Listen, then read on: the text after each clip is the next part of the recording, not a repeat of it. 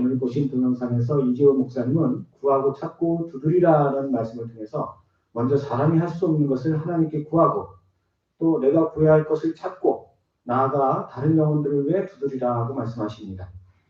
많은 사람들이 기도하면 자신의 유익만을 위해서 구하는 것을 생각할 때가 있어요. 내가 배고프니까, 내가 이것이 필요하니까, 내가 이것을 하나님께 구해야겠다. 그러나 기도의 능력은 그렇게 자기만을 위해 쓰기에는 너무나 커요. 만약 어떤 성도가 내 뜻만을 바라고 기도만 한다면 그 사람은 마치 한 도시를 밝힐 수 있는 거대한 용량을 생산하는 원자력 발전소를 자기 집 전구만 밝히는 데 쓰는 것과 마찬가지예요. 그러므로 우리는 기도할 때 우리 자신뿐 아니라 나아가 다른 이들이 하나님의 은혜를 입는 기도를 드릴 수 있는 성도가 되어야 할 줄로 믿습니다.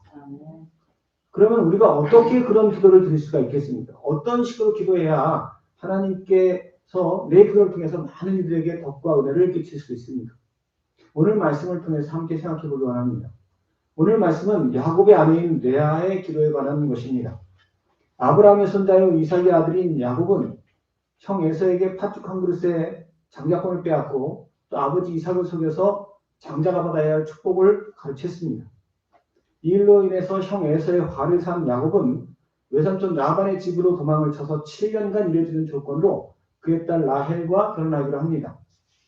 그렇게 약속을 철저히 하고 결혼을 했는데 결혼 첫날 밤에 다음날 아침에 일어나 보니까 라헬이 아니고 그 언니 레아가 있어요. 얼마나 황당하고 기가 막혔겠습니까? 화가 난 야곱이 라반에게 따지자 라반은 다시 7년간 더 일해주면 라헬마저 너에게 씹어내주겠다. 그렇게 약속을 합니다. 이렇게 두 자매와 결혼을 했지만 동생 라헬은 처음부터 야곱의 사랑을 받는 반면에 안 예쁜 레아는 전혀 사랑받지 못했습니다. 평생을 예쁜 동생한테 열등의식을 갖고 살았을 레아로서는 자신을 사랑하지 않는 야곱과 결혼하는 것도 불행했을 텐데 거기다 그 남편이 결혼하고도 동생 라헬만 예뻐하면 얼마나 힘들었겠어요. 그 마음을 아십니까? 사랑받지 못하는 그 마음 아세요? 네. 아시면 참 EQ가 높으신 겁니다. 모르는 사람들도 있어요. 그게 뭐가 힘들어? 그러면서 엄청 힘든 겁니다. 그래서 레아는 하나님께 간절히 기도합니다. 레아의 기도는 다른 게 아니라 아들을 낳게 해달라는 기도였어요. 당시 사회에서는 아들 한 사람 한 사람이 귀한 노동력이에요.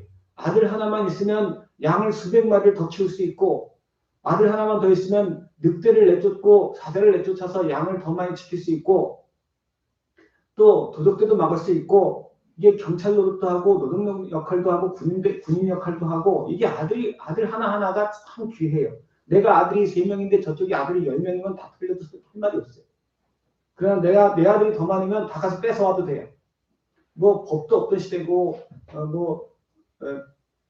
나라도 이렇게 세워진 상태가 아니고 그런 것 때문에 아들이 많다는 건 곧 부의 척도입니다. 그래서 아들을 잘 낳는 여인은 그만큼 주변 사람들과 남편에게 사랑과 인정을 받았어요. 그런데 그녀와 함께 야곱과 결혼한 라헬은 아들을 낳지 못했어요. 그래서 오늘 본문 바로 이어지는 30장 2절에 보니까 라헬이 자기가 야곱에게서 아들을 낳지 못함을 보고 그 언니를 시기하여 야곱에게 이르되 내게 자식을 낳게 하라. 그렇지 아니하면 내가 죽겠노라. 네, 말을 좀 어렵게 써. 내가 죽겠노라. 이게 죽어버릴 거야 이런 뜻이에요. 아들을 낳게 해줘. 안 그러면 나 죽어버릴 거야. 얼마나 절망감을 느꼈으면 얼마나 간절했으면 그랬겠어요. 그런데 그렇게 괴롭고 힘든데 하나님 앞에 안 구해. 하나님 앞에 안 구하고 그 절절한 마음을 남편인 야곱에게 쏟아붓는 거예요. 그러자 야곱이 30장 2절에 뭐라고 합니까? 그대를 임신하지 못하게 하시는 이는 하나님이시니 내가 하나님을 대신하겠느냐 하면서 사랑하는 라헬에게 성을 내기까지 했다고 했어요. 얼마나 괴롭혔으면 라헬이 야곱을 얼마나 괴롭혔으면 사랑하는 여인한테 성을 내겠어요. 너무 괴롭히면 안 돼요. 도가 지나치면 사랑도 정도가 있지. 자기를 위해서 목숨까지 내줄 줄 알았던 야곱이 화를 내자 그러면 이거 안 되겠다. 서운하고 섭섭해진 라헬은 하나님 앞에 구한 게 아니라 30장 4절에 보니까 그의 시녀인 빌하를 야곱에게 주어서 그로 대신하여 자녀를 낳도록 하는 어리석은 짓을 하고 있습니다. 한편으로 레아 역시 기도하지 않았다면 자녀를 낳지 못했을 거예요. 32절 하반절에 보니까 레아가 첫 아들 루벤을 낳고 여호와께서 나의 기도를 돌보셨으니 라고 말하므로 자녀를 낳은 것이 하나님의 은혜로 인한 것이라고 고백합니다. 곧 하나님께 기도했다는 거예요. 또 바로 앞절인 31절에 보면 레아가 사랑받지 못함을 보시고 그의 태를 여셨다 그랬어요. 그러니까 하나님이 태를 여시지 않았다면 라헬과 마찬가지로 레아도 애를 못 낳았다는 거예요. 결국 레아가 아이를 낳을 수 있었던 것은 기도했기 때문이에요. 기도했기 때문에 라헬이 갖고 있는 외모와 매력으로 할 수 없는 축복을 받아서 무려 7자녀를 낳게 됩니다. 이렇게 우리는 먼저 하나님 앞에 구하는 기도를 드려야 됩니다. 이지은 목사님 말씀하신 것처럼 우리가 구하지 않아도 거저없는 게 참 많아요. 따뜻한 햇빛도 없고요. 맑은 공기도 없고요. 건강도 없고요. 생명도 없고요. 얻는 게 참 많아요. 그런데 때로 하나님께서 우리에게 부족하게 하실 때가 있어요. 사람마다 사실 다 부족한 게 있어요. 그것은 기도하게 하기 위한 것입니다. 그거를 라헬처럼 사람을 통해서 얻으려고 하면 서로 승질 나는 거예요. 기도할 수 있어야 돼요. 하나님만 주실 수 있는 거예요. 하나님께 구해야 돼요. 사람한테 얻으려고 하는 건 빼앗는 것밖에 안 돼요.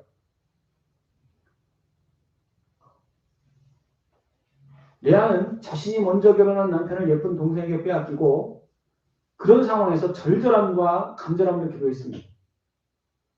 우리가 레아와 같은 겸손함으로 그리고 진실함으로 기도할 때 하나님은 반드시 응답하십니다. 내가 정말 절절하고 아니 동생한테 남편도 뺏기고 내게 있는 게 뭐예요 하나님. 나 너무 속상해요. 이런 마음으로 기도해 보세요. 어떻게 내 아버지이신 하나님이 응답을 안 하실 수가 있어요. 이건 뭐 들어주시면 좋고 말고 뭐 기도하다가 뭐 딴 생각하고 기도하다가 뭐 가스불 생각하고 빨리 집에 가야지. 그러니 뭔 기도가 응답이 돼요. 이 기도는요 기본적으로 내가 하나님과의 절절한 관계를 맺는 거예요. 하나님은 낮은 자의 기도를 들으십니다. 내가 겸손함으로 진실함으로 간절히 나와서 구하면 하늘이 움직이고 땅이 움직여요. 이런 기도의 능력을 모르면 원자력 발전소와 같은 기도의 능력을 모르면 뭐든지 내 힘으로 하려고 그래.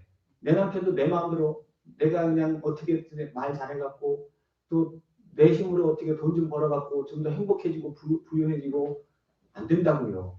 기도하시기 바랍니다. 성도의 무기는 기도입니다. 두 번째로 레아는 자신의 기도로 그녀에게 부어주시는 하나님의 은혜를 찾았어요. 이 기도하면서 자꾸 찾아야 돼요.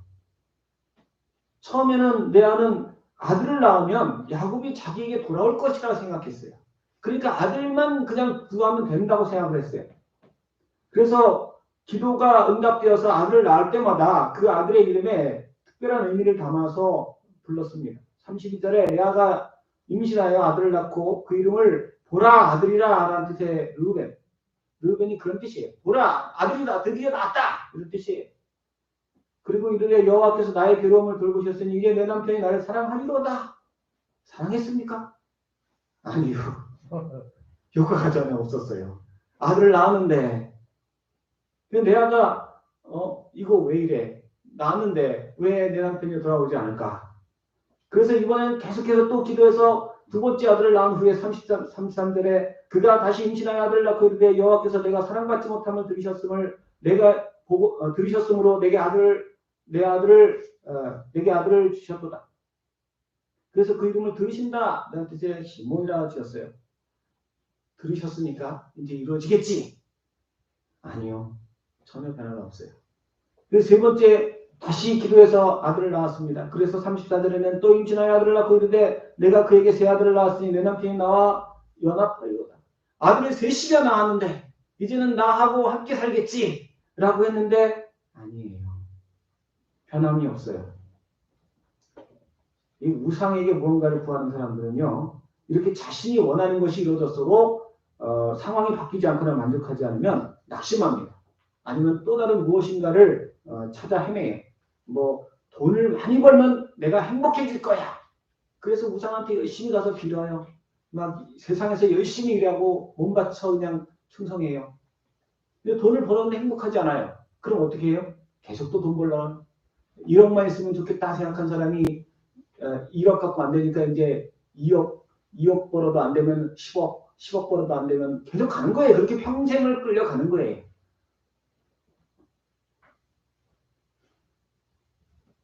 그래도 안 되면 이제 낙심하고 포기하죠.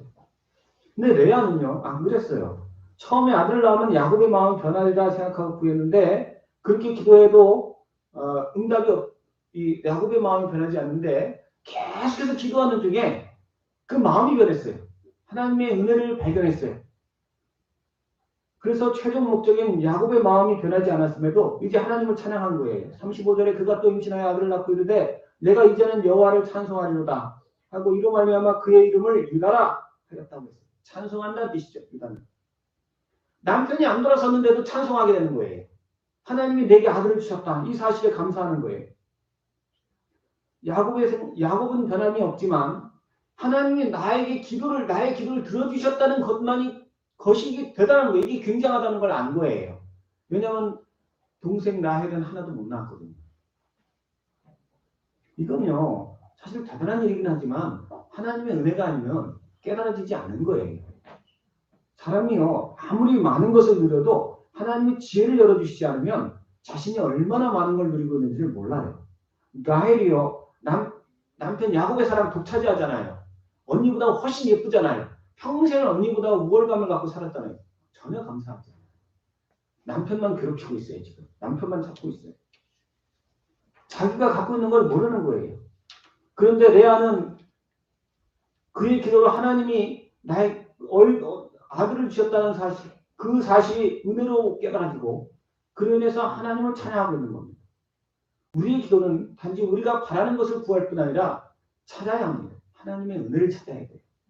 우리가 구하면 그게 깨달아져요. 하나님께서 우리에게 지혜를 주세요. 세상에서 가장 힘든 것이 내 생각이 바뀌는 거예요. 내 마음이 변화되는 거예요. 평생 불행하게 산 사람이 상황은 하나도 안 바뀌었는데 어떻게 기뻐합니까? 이게 결코 쉬운 게 아니에요. 기뻐하려면 기뻐할 이유가 있어야 되고 감사하려면 감사할 이유가 있어야 한다고 생각해요. 그런데 기도하면 기뻐할 이유가 없는데 기뻐지고 감사할 이유가 없는데도 감사하게 돼요. 이전에 깨닫지 못했던 은혜가 이전에 보지 못했던 사랑이 보이고 깨달아지는 거예요. 내가 건강한 사실이 전에는 감사할 거리가 아니었는데 감사가 돼요. 이게 얼마나 귀한 거예요, 사실은. 지금 병상에 누워서 맨날 추적받는 사람이 병상에 누워서 수술받고 있는 사람이 뭐라고 생각하겠어요? 아유, 내가 건강만 하다면 정말 재산이 뭐고 그렇게 생각할 거예요. 아파봐야 그게 귀중한 걸 알아. 잃어봐야 소중한 걸 알아. 우리가 항상 하나님을 찬양하고 감사할 이유가 있음에도 그걸 모르고 있는 거예요. 그런데 기도하다 보면 이렇게 깨달아지고 알아지는 은혜가 임하게 됩니다. 그러나 만일 우리가 기도하지 않으면 우리 마음에 또다시 결핍과 불만과 의심과 두려움이 몰려와요. 내가 보세요. 지금 금방 찬양했잖아요. 뒤에 가서 또 이제 라헬이 애를 낳으니까 이제 자기도 더 달라고 이제 또 막 그래요. 기도 안 했다는 거예요. 4시개나 낳고 이제 풍성해지니까 이제 기도 좀 쉬자. 도로 또 그냥 찬양이 아니라 이제 불안해지고 염려스러워지는 거예요. 우리가 감사하고 기뻐하고 찬양하려면 돈이 많고 평안한 지위를 얻고 모든 원하는 것이 이루어져야 되는 게 아니에요. 하나님이 내게 지혜를 열어주셔야 돼요. 하나님이 내게 은혜만 주시면 내가 감사하게 되어 있고 찬양하게 되어 있어요. 데살로니가전서 5장 16절 이하에서 항상 기뻐하라, 쉬지 말고 기도하라, 범사에 감사하라. 우리 힘으로 그렇게 하라는 거 아니에요. 우리 의지로 그렇게 하라는 게 아니에요. 기뻐할 상황이 아닌데 어떻게 기뻐해요? 기뻐할 이유가 있어야 기뻐하지. 감사할 수 없는 상황인데 어떻게 감사해요? 도저히 기도가 안 나오는데 어떻게 쉬지 말고 기도해요? 그러나 우리가 더 깊이 기도하면 도대체 기뻐할 수 없는 상황인데 기뻐져요, 이게. 감사할 수 없는 상황인데 감사가 나와요. 기도할 수 없는데 기도하게 돼. 기도가 최우선이 돼. 기도가. 기도할 때 정말 행복하. 요즘에 기사를 읽는데 우리나라가 마약 청정국이 아니래요. 근데 왜 이렇게 사람들이 마약을 하나 그러는데 마약이요. 조심하세요. 주변 사람들한테. 이게 뭐 살 빠지는 약이야 하고 주고 영양제야 하고 주고 애들한테는 이거 사탕이야 하고 준대요. 그 가까운 친구들이. 왜냐하면 그 사람이 먼저 누군가에게 그렇게 당해갖고 이 마약을 한번 섭취해보면 이게 그 학생이 원하는 학교에 진학할 때의 기쁨이 한 30 정도.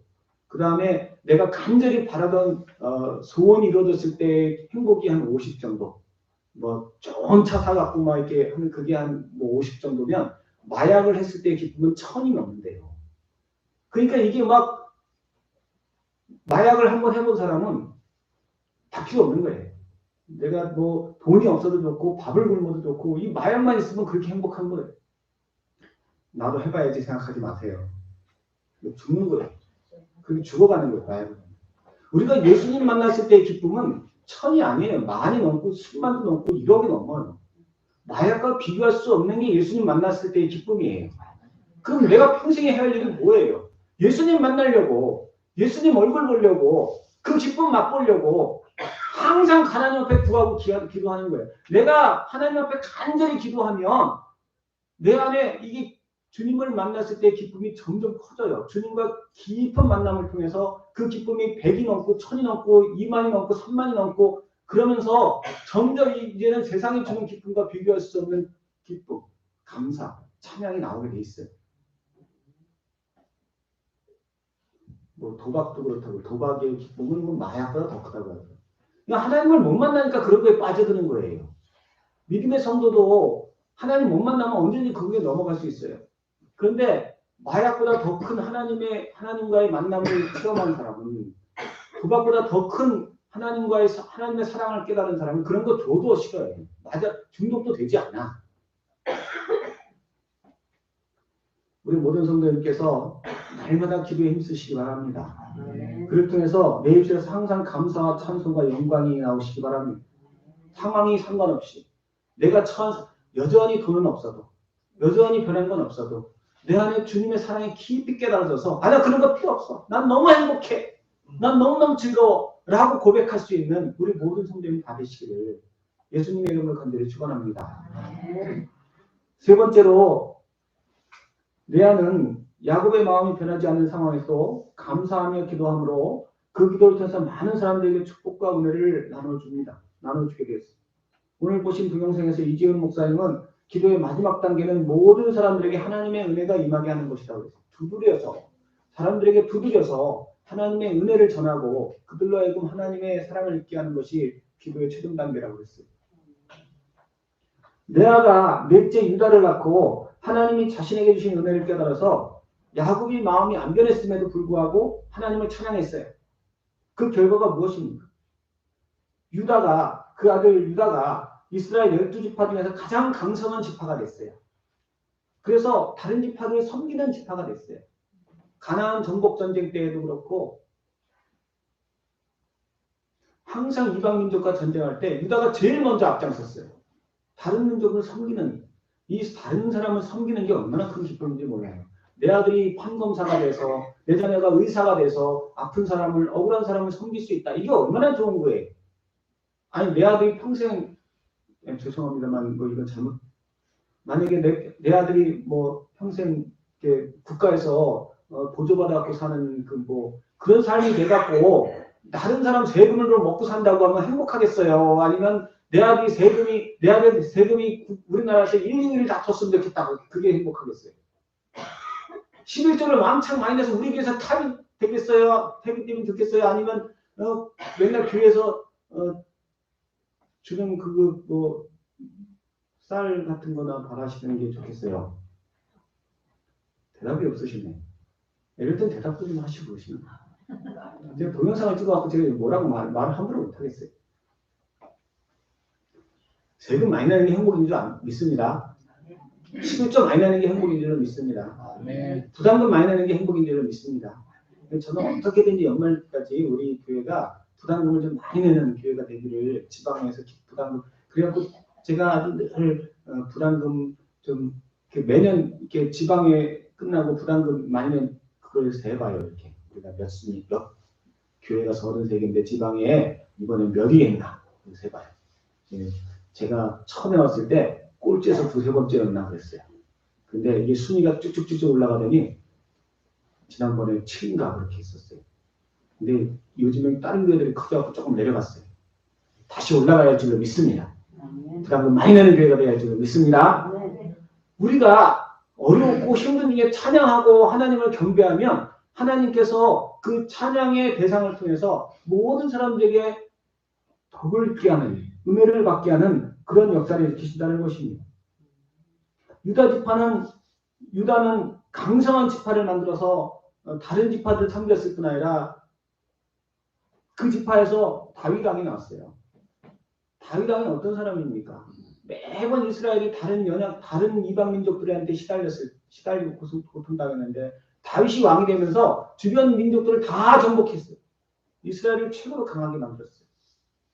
그뿐이 아니라 그 다윗의 후손에게서 예수님이 나심으로 오고 오는 모든 사람들에게 생명을 주는 섬김을 감당하셨어요. 성경에는 이처럼 힘들고 어려운 중에도 항상 감사와 찬양을 드릴 때 그 기도로 많은 사람이 은혜와 축복을 누리는 사실들을 기록해 놓았습니다. 사도행전 16장에 보니까 바울과 실라가 복음을 전하다가 매를 맞고 감옥에 갇혔을 때 그곳에서 낙심하지 않고 찬양하자 지진이 나면서 웅문이 열렸고 죄수가 다 도망쳤어요. 이에 간수가 자살하려고 하니까 바울이 그를 만류하여 복음을 전해서 그와 그 가족이 다 구원받게 했을 뿐 아니라 그를 통해서 빌립보 교회를 든든히 세웁니다. 바울과 실라의 찬양이 그 힘든 상황 속의 찬양이 교회를 세운 거예요. 사도행전 27장에서도 로마로 가던 배 안에서 유로굴라 광풍을 만나 배가 파손하여 배 탄 사람들이 다 빠져 죽게 되었을 때 바울이 하나님께 감사하며 사람들에게 음식을 나눠주어 먹게 하자 그 배가 파손했음에도 무사히 메리데라는 섬에 상륙해서 배 안의 사람들이 다 생명을 구하였고 또 그 메리데 섬 사람들에게 복음을 전해서 구원받게 하는 걸 볼 수 있습니다. 바울 한 사람의 감사가 찬송이 이런 기적을 일으켰어요. 마태복음 14장에 보면 예수님이 자신을 따라오는 5,000명이 넘는 사람들이 굶주림에 지쳐 쓰러질 지경이 되었을 때 물고기 2마리와 떡 5개로 하나님께 감사했어요. 아니 사람들이 굶주려서 쓰러져 지금 막 앰뷸런스에 실려가야 하면 무슨 감사가 나와요. 먹을 것도 하나도 없는 그 상황에서 앞이 깜깜하지. 저 사람들 나 때문에 죽게 생겼구나. 아 저걸 어떻게 하냐. 아유 진짜 눈앞에서 수천 명 장사치게 생겼네. 그게 감사할 상황이에요 지금. 끔찍한 상황이지. 그런데 그 상황에서 예수님은 겨우 물고기 2마리 떡 5개 놓고 감사해서 그게 감사할 이유에 집어넣어주지 말지. 근데 감사하니까 그걸 갖고 5,000명이 넘게 먹고도 12광주리가 남았어요. 힘든 상황에서 감사하면 기적이 일어나는 거예요. 어려운 상황에서 찬양할 때 하나님의 역사가 일어나는 거예요. 그러므로 우리는 어떤 상황에서도 감사하며 찬양하는 기도를 드려야 하는 것입니다. 사실 우리가 기도하는 궁극적인 목적이 하나님을 찬양하는 겁니다. 어떤 분은 그래요. 기도하면서 내가 언제까지 기도해야 돼요? 내가 정말 지금 돈이 없어 죽겠는데 지금 몇 년째예요. 왜 사업은 풀리지도 않고 왜 이렇게 응답이 오질 않아요? 언제까지 기도해야 돼? 이렇게 묻는 분이 있어요. 언제까지 기도하는 게 답이에요? 그럼에도 불구하고 내 입술에서 찬양이 나올 때까지. 그때까지 기도하는 거예요. 그 문제가 해결될 때까지 기도하는 게 아니고 그럼에도 불구하고 찬양할 수 있을 때까지 기도하는 거예요. 왜냐하면 하나님이 우리를 창조하신 목적이 하나님을 찬양케 하기 위한 것이기 때문에 이사야 43장 21절에 이 백성은 내가 나를 위해 지었나니 나를 찬송하게 하려 함이라고 했어요. 부자 되게 하기 위해 만든 게 아니고 잘 먹고 잘 살게 하기 위해서 만든 게 아니고 내가 원하는 기도가 응답되게 하기 위한 목적이 아니고 나를 지으신 이유는 하나님을 찬양하게 하기 위함이다. 그런데 이 목적이 이게 뭐든지요. 그 목적에 맞게 살아야 돼요. 이 축구 선수가 될 애가 그림을 그리고 있으니 얘가 행복해요? 절대 행복할 수 없어요. 의사가 돼야 할 애가 법학 공부하고 있으니 절대 행복할 수가 없어요. 음악을 해야 애가 배에서 물고기 잡고 있으면 이거 행복할 수가 없어요. 자기 목적대로 쓰임 받아야 돼요. 그 우리가 하나님을 찬송하기 위해 창조된 존재인데 하나님을 찬송을 안 해. 아무리 배가 불러도 절대 만족할 수 없어요. 그런데 세상이 죄로 오염되면서 사단이요 우리의 목적을 잃어버리게 했어요. 예수님도 모르고 하나님도 모르고 그냥 네가 행복하려면 네가 원하는 사람하고 결혼해서 네가 원하는 대로 배불리 먹고 즐거운 데 놀러 다니고 그러면 너 행복하고 기쁠 거야. 여기 속아서 사람들이 허튼 데 힘쓰고 애쓰면서 살면서도 맨날 싸워요. 맨날 가정이 불안하고 맨날 마음에 행복이 없어요. 내 목적대로 살아야 행복한 거예요. 그 목적은 오직 하나님을 찬양하는 거 한 가지예요. 우리가 기도해야 할 목적은 내 입에서 찬양이 나오게 하는 거예요. 내 입이 열려서 그럼에도 불구하고 하나님 감사합니다 라고 찬양하기 시작하면 내 안에 기쁨이 충만해지고 내게 주신 것들을 통해서 하나님의 역사와 기적이 일어나기 시작해요. 유다를 통해서 하나님이 예수님을 우리에게 주셨어요. 다윗 왕을 주셨어요. 바울의 찬송을 통해서 배가 침몰한 상황에서 무슨 찬양이 나와요. 그런데 그 속에서 찬양할 때 하나님께서 멜기의 섬을 다 복음화 시켰어요. 예수님의 찬양을 통해서 5,000명이 먹었어요. 우리나라 이 세상이 죄로 오염되고 그로 인해서 전쟁이 그치지 않아요. 지금 뭐 푸틴이 핵폭탄까지 쓰겠다고 난리치고 있어요. 지금. 전염병은 아직도 안 끝났어요. 또 새로운 바이러스가 나올지도 몰라요. 온난화 이거 점점 심각해지고 있어요. 지금 우리 다음 세대가 생존할지 말지 지금 심각한 상황이에요. 그렇게까지 심각한가 모르시는 계실지 모르지만 사태가 생각보다 더 심각해요. 이 이유가 뭡니까? 첨단 과학이 없어서요? 지혜와 지식과 철학이 부족해서요? 하나님 주신 만큼 주셨어요. 이런 이유가 생기는 이유가 뭐예요? 찬양을 안 해서 그래요. 창조한 목적대로 안 살아서 그래요. 우리는 찬양할 때까지 기도해야 합니다. 오늘 이재훈 목사님 동영상에 모든 사람들에게 복음을 전하라고 그랬어요. 아니 내가 복음을 안 전하는 건 아니에요. 열심히 전하려고 그래요. 사람들이 듣지도 않아요. 교회로 오려고 하지도 않아요. 하나님을 찬양하는 게 아니고 내가 전도해서 사람들한테 우리 목사님한테 인정받아야지. 내가 목사님 중에서도 전도해갖고 우리 교회 크게 해야지. 전도해갖고 우리 성도 늘려놔야지. 하나님을 찬양하는 게 아니라 그 영혼을 구원하게 하신 하나님께 감사.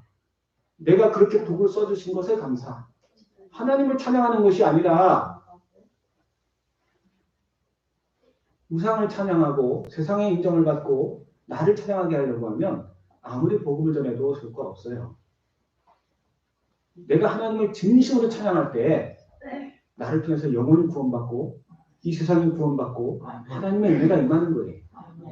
내 안은 유다를 낳고는 그렇게 간절히 기도하는 중에 지혜가 열려서 유다를 낳고는 야곱이 돌아서지 남편이 안 돌아섰어도 찬양했어요. 그러자 유다가 하나님 앞에 놀랍게 쓰임받는 복을 받았어요. 우리도 내 입에서 찬양이 나올 때까지 기도를 쉬지 마시기 바랍니다.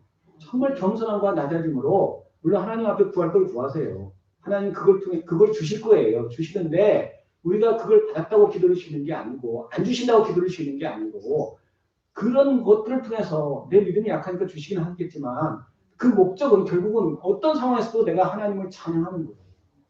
믿음이 굳은 사람은 안 주고도 하나님 계속 기도시키시고 믿음이 약한 사람은 주신 다음에 또 구하게 하시고 뭐 하나님 알아서 하시겠지. 우리 목적은 분명합니다. 내가 하나님을 찬양하는 거예요.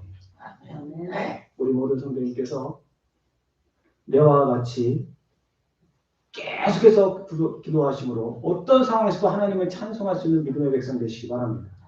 그를 통해서 내가 받은 것으로 하나님 앞에 영광 돌리고 그를 통해서 하나님의 축복이 임하고 궁극적으로 내가 축복의 통로가 되어서 모든 사람들을 살리는 주의 은혜가 있으시기를 예수님의 이름으로 간절히 축원합니다.